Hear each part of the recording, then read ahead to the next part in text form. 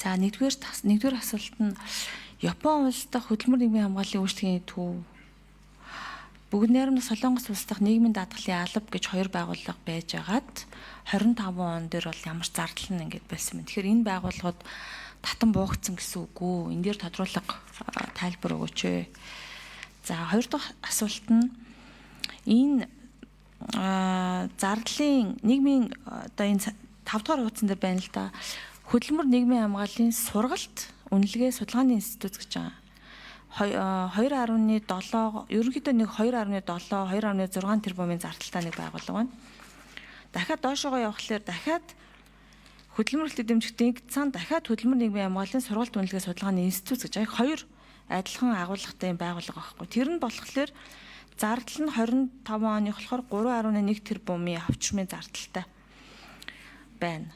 За тэгээ энэ хоёрын хооронд яг эдгээр ямар ялгаатай ийм том одоо бүтэц байгууллага байдаг юм уу? Би одоо энийг бас харж байна. За тэгвэл яагаад хөгжлийн бэрхшээлтэй хүмүүсийн энэ одоо нийгмийн даатгал, нийгмийн халамж хамгааллын судалгаанууд дээр ингээд дандаа тоо баримтгүй эсвэл нэг юм анализгүй юмнууд яваад идэх юусоо ойлгосон судалгааны бүтцтэй юм бол дараагийнх нь хөдөлмөрлөлт дэмжих сан гэдэг 48 тэрбумын 58-аас 48 тэрбум болж буурсан энэ том байгууллага байна. Энэ нь дахиад хөдөлмөрлөлт дэмжих дэд сан гэдэг дахиад яваад ах юм. Эднэр ингээд тэгэхээр энэ зардал нь өснө гэдэг чинь ажилд орж байгаа хүмүүсийн тоо нэмэгдэж байгаа гэсэн үг үү? Ач холбогдлыг би бас ойлгохгүй байна л та. Тэгэхээр зардал өсгөөр миний ойлгох ухаанаар бол ажилд орж байгаа хүмүүсийн тоо нэмэгдэх ёстой. Хөдөлмөр эрхлэлтийн одоо үйлчлэгээнд аль аль нь өсдөг юм болоо. Энэ зардал нь яаж тооцогддог вэ? Ямар үзүүлэлтийг одоо key үзүүлэлтүүдээр энэ зардал нэмэгдэж хасагддаг вэ гэдэг дээр наривчлан мэдээлэл авъя. Түрүүний энэ хоёр адилхан нэртэй судалгаа сургалтын институтын талаар бас юугаараа ялгаатай гэдгийг нас тодруулаад өгөөч. Дараа нь тодруулъя. За 3 дугаар микрофон. За та бүхэн өдрийн төргий саранчлан гүшүүний асуултанд хариулъя. За бүгд Солонгос болон эдийн засаг гэр бүл хөдөлмөр нийгмийн хамгааллын яамны санхүү хөрөнгө оруулалтын газар нарын ихтер байна. За саранчлан гүшүүний эхний асуулт бол асуултанд хариулъя. За манай яамны харьяа Солонгос болон Япон улсад хөдөлмөр халамж үйлчилгээний алба ажилтдаг байсан. Өнгөрсөн оны төсвийн тодглоор Япон улсад хөдөлмөр халамж үйлчилгээний алба татан бөөгдөж хоёр яамны хооронд тохиролцооны дагуу гадаад харилцааны яамд ажиллаж исэн 3 хүн нь шилжилж ажилласан байгаа. За хөдөлмөр судалгааны институтын гэж байгууллага манай яамны харьяанд ажилладаг. Тэр байгууллага урсгал зардал нь 2.6 тэрбумаар төсөвтэй ажиллаж байгаа. За үүнээс гадна бол хөдөлмөр эрхлэлт дэмжих сан нийтдээ 34 санд дэд санд хуваагдж ажиллаж байгаа. Үүний нэг дэд сан нь бол хөдөлмөр судалгааны институтын хажууд бол ажиллаж хөдөлмөрийн судалгааны институт бусад төрлийн ажиллагааг явуулж байгаа энэ зардлаасаа. За хөдөлмөр эрхлэлт дэмжих сангийн зардал их хол дараа бас дэлгэрүүлж байгаа. За энэ хол дараа 5 дугаар микрофон. Саранчлан гүшүүний асуултанд хариулъя. Хөдөлмөр халамж үйлчилгээний ерхий газрын дараагийн хол.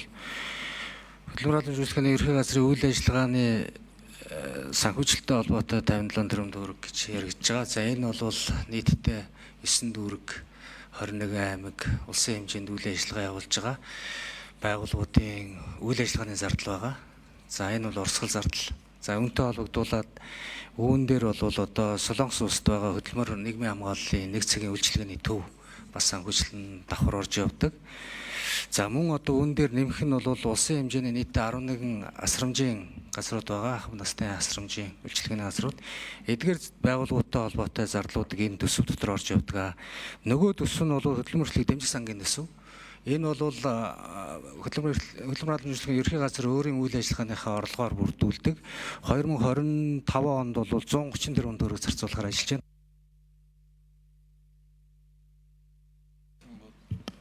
За гүйцэж хариулна уу? За Абакер сайд сая урьж ирлээ. Сайд санан чулууны асуусан асуултанд бас эсвэл мөх цул дараг хариулах уу? За.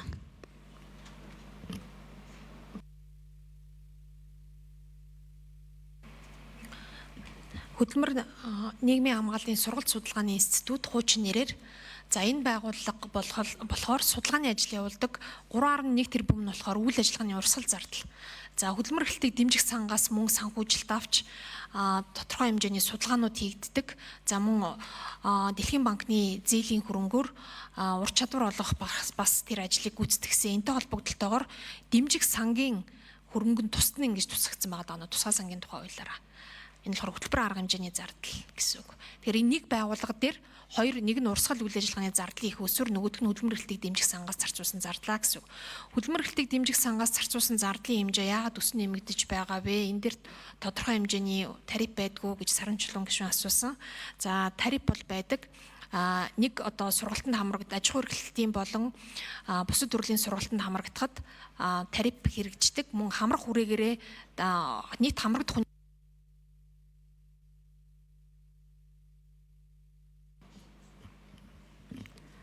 За өөрийн туяа гишүүн асуултаа асууна.